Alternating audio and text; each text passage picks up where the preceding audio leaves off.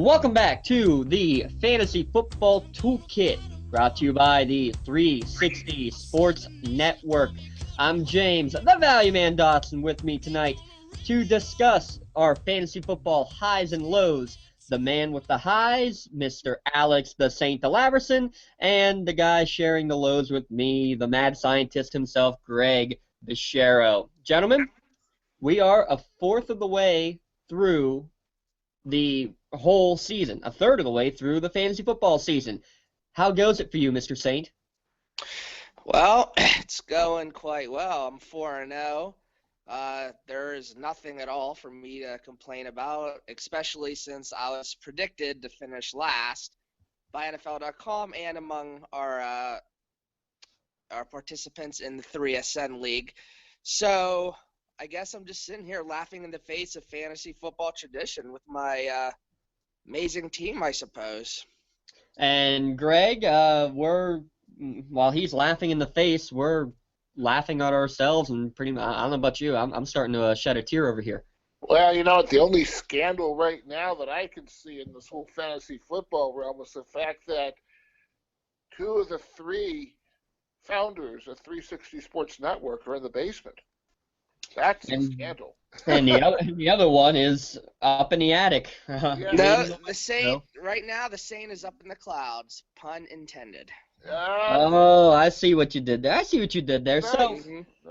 So Greg, with you and me being the bottom dwellers right now, that means that we are going to be fighting tooth and nail to improve our teams. We have the best waiver positions, of course, for the about third straight week that we need to try to use to better our teams because, well, obviously we are in dire need of it. So let's get right into the waiver wire discussion and talk about some of the guys who you are looking to pick up. Therefore, I can go and get on the waiver wire and claim them before you. Well, I already claimed one already. So actually, right now, if you are in a situation kind of like what I'm at, for instance, if you had drafted Matt Stafford as your number one quarterback because you went after a premier running back only to get maybe a good upper top tier 2 quarterback, and you saw the abysmal points that Mr. Stafford put up, it's time to really start looking long and hard at the waiver wire and taking a look at quarterbacks. And right now, there are two people that kind of come to mind at quarterbacks, one of which is Jay Cutler, who put up 2 really decent weeks, and another one who is one that I was quite enamored with 2 years ago is Josh McCown. And McCown has put up some very stable numbers over the past 2 weeks over there in Cleveland. 356 yards passing, 2 touchdowns, no interceptions. He's getting into a groove, similar to the groove that he had in Chicago. And I think the waiver wire pickup, especially if you need somebody to anchor your team and to get you maybe 20 to 25 points, it would be Josh McCown. Now, I'm in the complete opposite scenario because I have Andrew Luck as my quarterback. And while, yes, I couldn't play him last week, I had to go and make a waiver wire move last minute. Jameis Winston, even with 5 turnovers, didn't exactly do terribly. But, I mean, he still had the highest points on my team. That's not saying too much considering my next highest was a guy by the name of Danny Woodhead. So the scenario for me is trying to find ways to improve my roster. But the issue is it's not like my team is, full of complete duds and players that you wouldn't want on your team. I mean, just by listening to some of these guys, I got Odell Beckham, I got Jordan Matthews, Amir Abdullah is definitely not performing. I have Arian Foster who's getting back to full health. I have Rashad Jennings who had 15 fantasy points last year. Deshaun Jackson who's been injured all this time. So for me, the thought process is, okay, I need to take the risk. I can't afford hanging on to a guy like Deshaun Jackson anymore. So I'm looking more maybe to try to set up a trade, maybe get somebody, get rid of Deshaun Jackson to a guy who's 4-0, hey Alex, and maybe get somebody who maybe could be a bench player on Alex's team, and maybe I can get him and plug him into my lineup to start getting some quality points, because getting these 5 and 6 point weeks that I've gotten the past couple weeks from guys like like Odell Beckham and Jordan Matthews especially, just aren't going to cut it. And for me, the running backs are the main issue. And what I'm looking at first right now is with all the injuries in Dallas, I'm going to take a big flyer if you haven't already. We've talked about him. We talked about him last week. Christine Michael got a lot of first-team reps last week. Now Lance Dunbar is out for the year. Really, the only healthy back out there in Dallas is, believe it or not, Darren McFadden, who is made of fiberglass, so he won't be healthy for much longer either. So I'm looking at picking up a guy like Christine Michael, and really with all the running back injuries, you need to be a step ahead of everybody and make those moves really 1 week ahead of everybody else. The other guy I actually picked up last week in one of my leagues was the kid Andrews from from Tennessee, because he ended up being a guy who, same idea. He might not have needed to play last week when he was on bye, but at the same time, Antonio Andrews had a huge week and is pretty much. It looks like he's going to be the top dog out there, way over Bishop Sankey. So he's maybe a guy again that you can take a flyer on. He's only owned in 10% of leagues. Right. Well, honestly, Dotson, I think in a position that you're in, I think you do have to make trades. I think you are right. You might actually have to take a lot of bold chances. A player that might be a bench player on any other team is probably going to end up being starting on your team. And like you said, it's not that you have any duds necessarily. It's just that, for whatever reason, it's just not working out. And that's I just believe that's the double-edged sword of fantasy football. You could put up 100 points, but maybe your opponent will put up 103. You can't really play defense. You can't play defense. So if I'm in your position, honestly, I think I'm cleaning house. I honestly would put every single player on the – you should probably see what you can get for any single player. I wouldn't have any untouchables on your team. Now, you might think that's crazy, but I think if you're 0-4, I think you have to take a risk. I mean, even if you're 0-4 and you have a Le'Veon Bell on your team, even though I would like to think if you have Le'Veon Bell on your team, you're not going to be at 0-4 for much longer. You have to do something different. You have to see what you can get. So if you have a typical first rounder like a Jamal Charles or Eddie Lacy and you're winless, you might be able to pull off a package deal, maybe Jamal Charles for 3 other great players. You got to do something. You got to go to drastic measures, in my opinion. Right, and that's exactly what I'm looking to do. I mean, I can get rid of a guy who is going to help later than Arian Foster or Deshaun Jackson. They haven't done me anything, but they can help you down the road. Or, yes, I can get rid of Andrew Luck and hope that I can get 2 or 3 solid guys in return to try to fill the multitude of holes that I have in my lineup. So that's what I'm going to be having to look to do. Now, Greg, your team, I mean, the huge quarterback isn't the issue, but yeah, you have the Jamal Charles. You could do that same exact thing. Are you more likely to try to orchestrate the trades, or are you going to stick mainly with bettering your team through waiver wire? I'm going to try waiver wire for one more week. Really, I mean, when you look at the team I have Eddie Lacy, I've got Cobb, I've got Robinson, I've got Greg Olsen. Each of these players have had some really good weeks. They just haven't been able to put up these numbers in a consistent mode. And yes, a quarter of the season has come and gone. But on the same token, I have played some tough opponents here during the first quarter of the season. So, I think what you have to do now is, in my case, I'm going to assess the matchup. I'm going to take a look at my competition.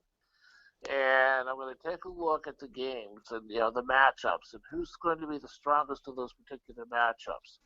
And start, perhaps the roster that I have is not that bad. Of course, I kind of gambled a little bit with Alex Smith. Well, I'm looking to get rid of him now. You pick up somebody else that's going to be a good quarterback too, or maybe even find a good QB1. And I was hoping that Stafford was going to be a good QB1 for me, but in this particular case, I think my chances are better just maybe rolling the dice with McCown in that position. But I think also looking at other matchups, looking at playing strong defensive matchups, and looking to play a strong kicking game. Who's kicking against whom? Who's going to fizzle out in the red zone? Those are the big things, and that's where you can pick up those extra points. It's not lost. In my other league that I'm in, with virtually the same team, I'm 2-2. So with that stated, this, basically this season itself, in the 3SN leagues that I'm in with you guys, I should be 2-2, but we're not there. So. And all you need in the end is just to make the top 8. So I think you're saying it right there, Greg. Look at how your team really is before you try to make those huge sales and completely dismantling your team, because that can be a big issue.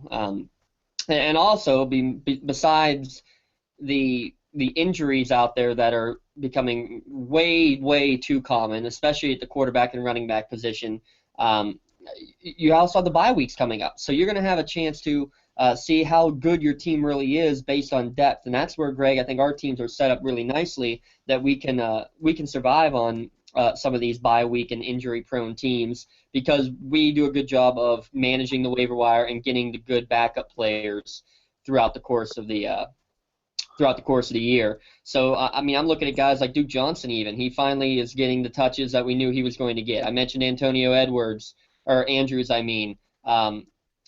of course, Christine Michael at running back. Look at wide receiver. How is Leonard Hankerson, who is definitely the number 2, no doubt about it, how is he still available in like 80% of all leagues? I just don't get how that's possible. I don't think anyone really knows who he is. Well, and if you're following the game, though, Roddy White is doing nothing. He hasn't had more than like 2 targets in the last 3 weeks combined, and Hankerson is putting up double-digit targets. Here's another one. Alan Hearns was second in all of the NFL in targets last week. He had 16 targets down in Jacksonville. It's hard to get excited about a Jacksonville player as a fantasy option, but when you're getting 16 targets, you need to be picked up. And Alex and Greg, you guys are both big on Kamar Aiken early in the year. He's looking really strong. So there's plenty of players out there. Well, I am quite pleased with Kamar Aiken. As far as Alan Hearns goes, I'm willing to bet people just have trouble trusting a Jaguar almost. It's just not just for just the sake of them being a Jaguar, but when you're in such a dysfunctional franchise, people don't care like what have you done. It's what you can do for me lately. But if he's doing this like 4 weeks in a row, then yeah, you would like to think he's going to start getting more looks, but I wouldn't be fearful of Alan Hearns. What have you done lately? What has Bortles done lately? He's throwing the ball a lot. He's getting 300 yards. If it's a PPR league, I think it's a great pick. Well, yeah, and that's why DeAndre Hopkins is so huge. How does a guy get 22 targets in a week? That's beyond comprehension in my mind. And Greg, I know that you've been iffy about this guy, but Owen Daniels playing that terrible Raiders defense in terms of stopping the tight end. How many touchdowns is he going to get this week against those ghastly Raiders? You know what? Owen Daniels might be a decent pickup. Great pickup. Yeah. Especially if you've got somebody that's underachieving on your team. That's somebody you want to basically put in that tight end position and kind of hold on and see what you got.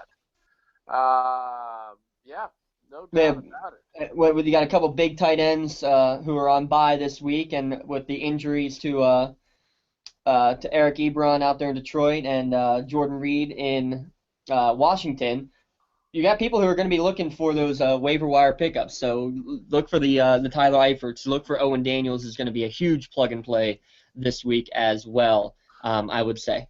Another person I'm kind of enamored with is Michael Floyd. Elaborate on Floyd, because he's somebody who in the past he'll have a big game and then you won't hear about him for 5 weeks. and that's the only reason why I think he's existing on the waiver wires as long as he has. But you take a look at the Arizona offense, and it's a high-powered offense right now. Carson Palmer is just tossing this thing left and right. Floyd's getting the looks, and he might be worth a chance to pick up and just watch him closely for the next couple of games. If you need somebody in the wide receiver area, this is a guy that could probably get you between 10 to 15 points. And watch that you don't put too much analysis on last week. If you look at last week's game, pretty much all the Arizona players took hits. They went down in their points. Why? Because St. Louis, in my mind, has the best defense in the National Football League right now. And, I mean, they shut down a Steelers offense that's very high-powered. They shut down Arizona's offense to an extent, who is the highest-scoring offense right now in the National Football League. So don't get too crazy when you see that they did have some issues against a St. Louis team that is very good. Well, I mean, I wouldn't say every Cardinal player had a bad game. Fitzgerald, in the NFL.com league, he only got 7 points, or 7.9 points. However, let's keep in mind he also lost a fumble, and this is not a PPR league. He had 7 receptions, so if you're in a PPR league, a point per reception, it's 14.9 points, and that's pretty decent, I think. Fitzgerald is a reason why my team is where it is now. He was a late-round pickup on my part. He was someone I had faith in, where I was mocked when I drafted him by a number of people in our league, and maybe rightfully so at that time.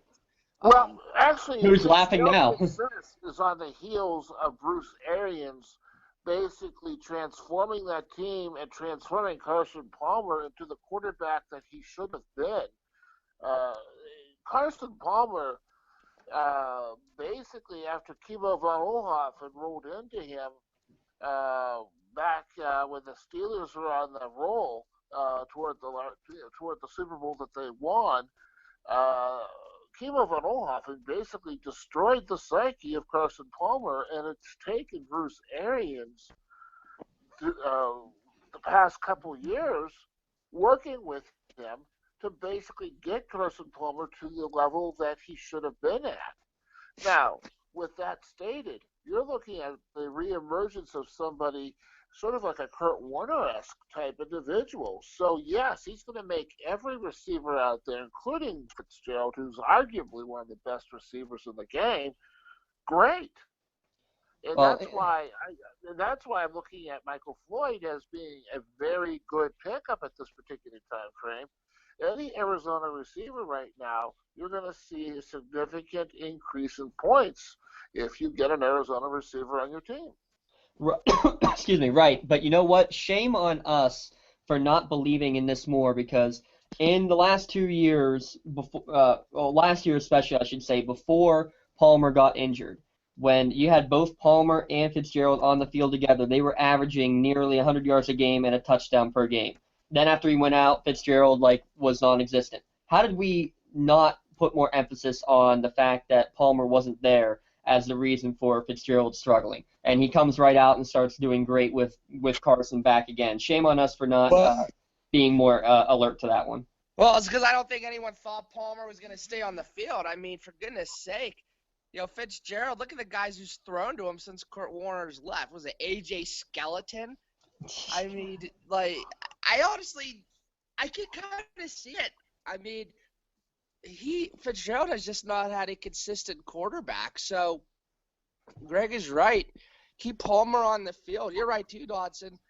Give Fitz a healthy quarterback, and despite his age, he's going to do some great things.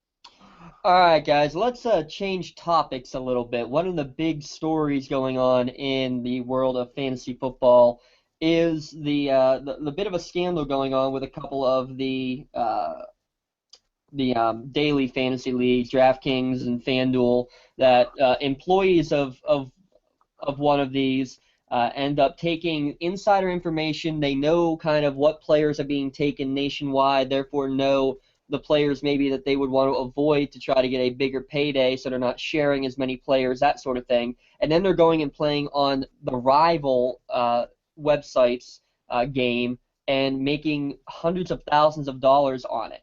And I mean, this is, the coup de grace when it comes to a terrible situation and insider trading and messing up with the greatness of fantasy football. We have much smaller issues, like an owner dropping his entire team because he's frustrated, or trading away his entire roster for a turkey sandwich. Yes, both of those have happened in leagues that I've been a part of.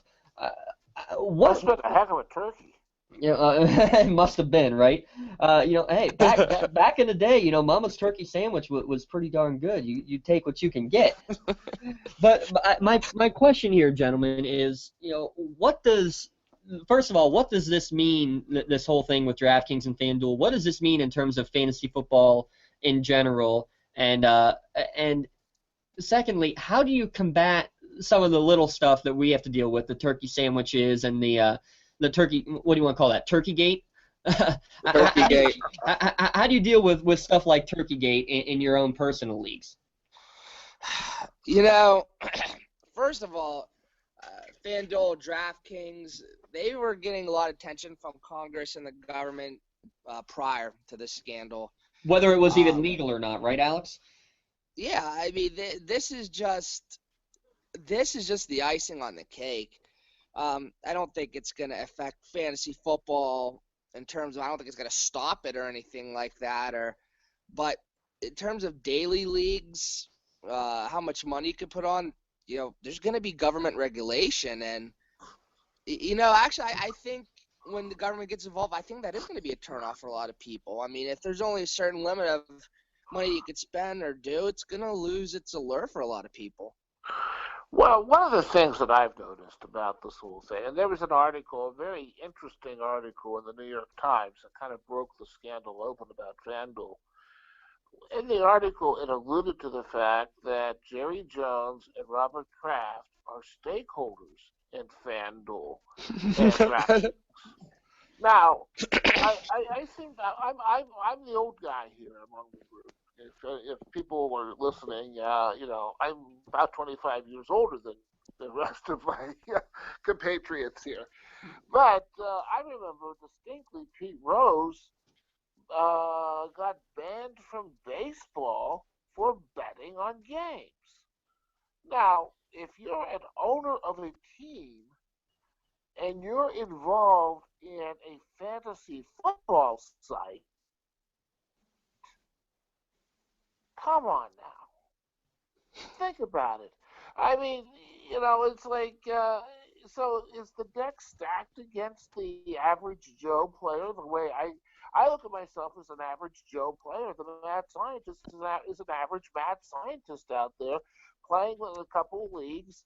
I'm not doing anything on FanDuel at this particular time. However, I'm intrigued to, but on the same token, now when I find out that there are two owners of the NFL that are actively involved in this, it sours me to this point where I'm like, well, maybe the reason why things are the way they are is maybe there's a little bit more to it. Whenever we don't see consistency in the star players and you see a whole mishmash of all this stuff, maybe somebody's monkeying with the system, and maybe that person that needs to get out of the system is Roger Goodell.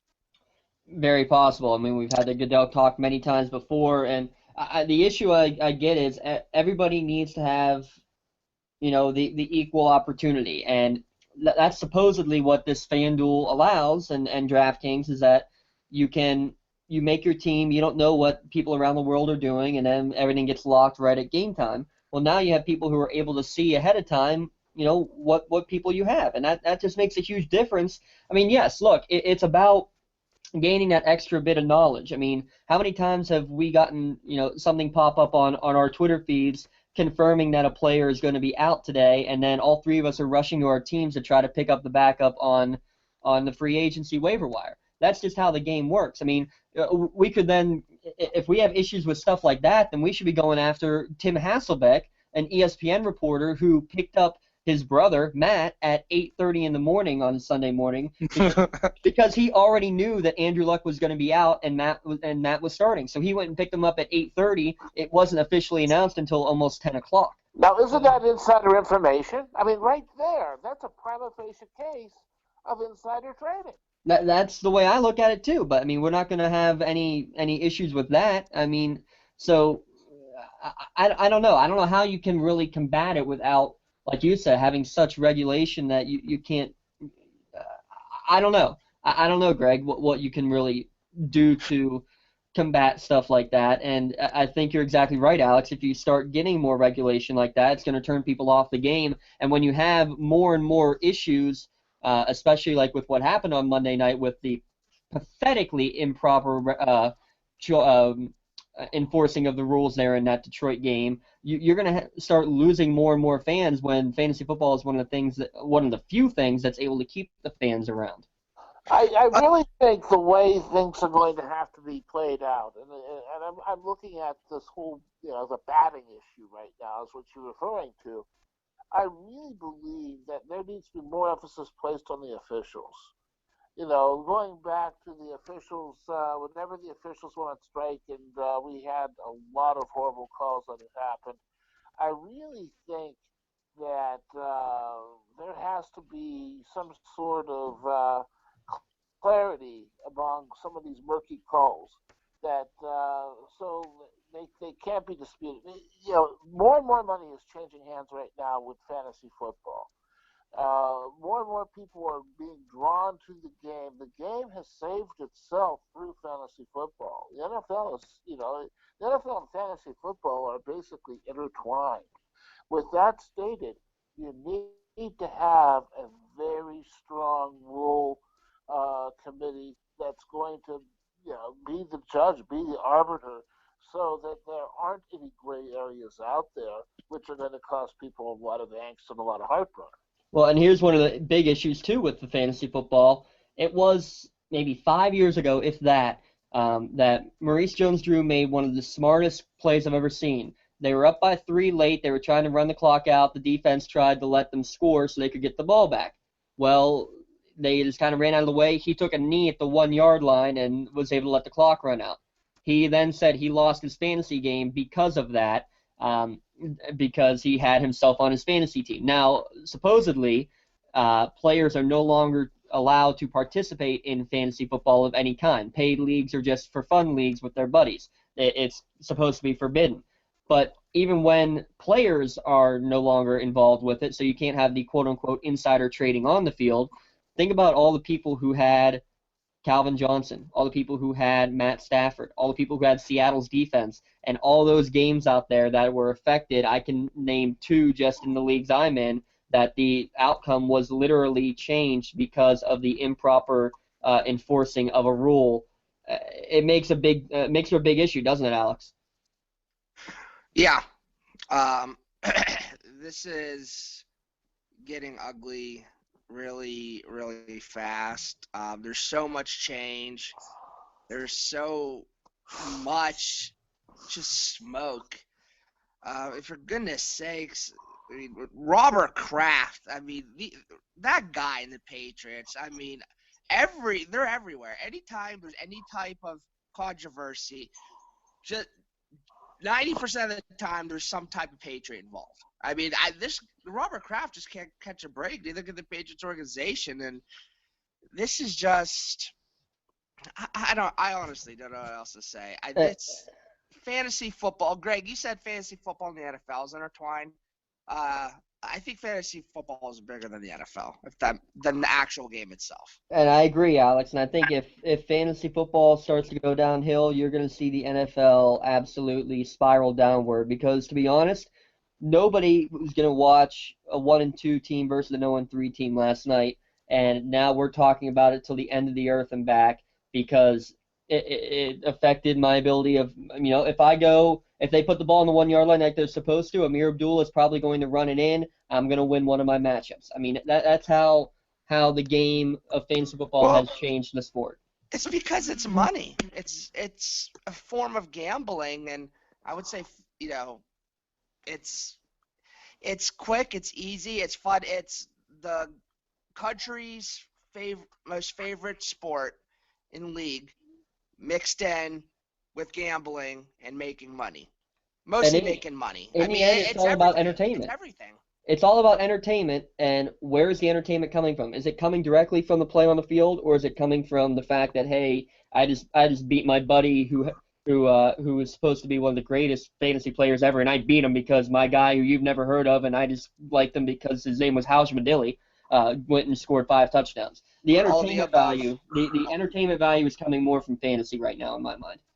I would agree, and I don't think it's the money so much. I mean, the money is definitely a lure, but I mean, I'm in a league right now where there's no money involved, and it's a bunch of guys that are just playing for a trophy for the top dog status, so to speak, over at the company.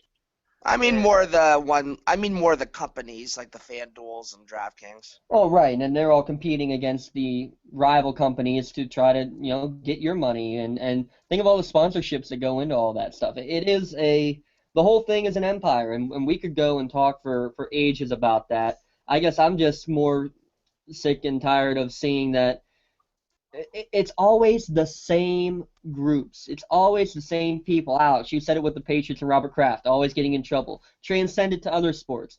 We're now into the third state of NCAA violations against Larry Brown for 3 different teams. How is that being allowed? Calipari's been already in 2 situations, and wouldn't surprise me if we have a third one coming up in Kentucky. I just don't see how we're able to give these people second and third and even more chances when the trouble always seems to somehow be following them. Those chances are diminishing. The NFL's in rough shape right now.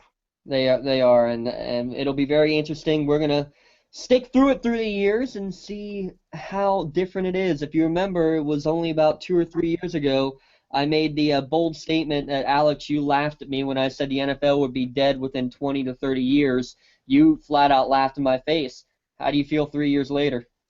Well, I mean, I laugh in the face of fantasy tradition. I mean, of course I'm going to laugh in your face, too. But, I don't think it's going to die, but, I mean... It'll be like what boxing is right now. I really hope it doesn't come to that point. Oh, boy. Actually, that was a shot. This is a definite cancer right now if it's not handled properly in the league, because the tail cannot wag the dog if you're going to have a legitimate sport. And in this particular case, we have a lot of tails wagging a dog, and you also have dog owners, so to speak, involved in this whole process itself.